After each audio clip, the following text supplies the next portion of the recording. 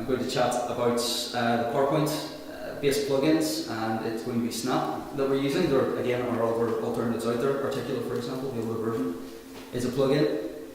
Best way to describe it is through an image. You've got PowerPoint, you've got it installed, you have your little, what they call a ribbon along the top, your little tabs, and once you install Snap, you get an extra ribbon. So you've still got all of your content in PowerPoint. If you've storyboarded your content in PowerPoint, you've already got the majority of it built. The trick then is actually using the tool to convert over what you want to be interactive, what you want to be assessed, how you want to branch the content so that users can actually follow through it.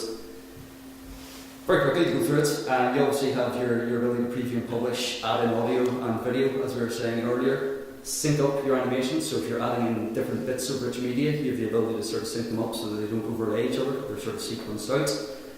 You also, by default, within Snap, have the ability to add quizzes and surveys. They work in much the same way as they do in Storyline. They're fairly straightforward. Maybe not quite the level of choice that you have in something bespoke like Storyline, but you do get that. You do get that core in there. You also have this thing called Snap Empower, which is actually a separate bit of software that you can buy separately from Snap. So Snap has the ability to convert your course into a scoring course, convert it into something that sits in the LMS, have an assessment or a quiz at the end. But if you do want to add interactions, clickable diagrams, circle diagrams, process diagrams, flowcharts, that sort of functionality, you do need to buy in a fairly inexpensive extra bit of software called Snap Empower.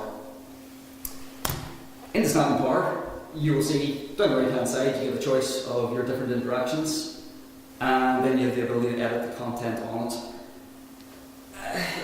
Comparing it to other authoring tools as well, it's perhaps not quite as flexible as you might expect it to be. For example, if you're using a permanent diagram, it comes with 4 levels. It comes with 4 levels, that's all you can. If you have a 3-level permanent diagram or a 5-level one, you might want to rethink your permanent diagram a little bit. You do have a little bit more option with, for example, hierarchical charts and things like that. You can add sub-levels and sub-levels.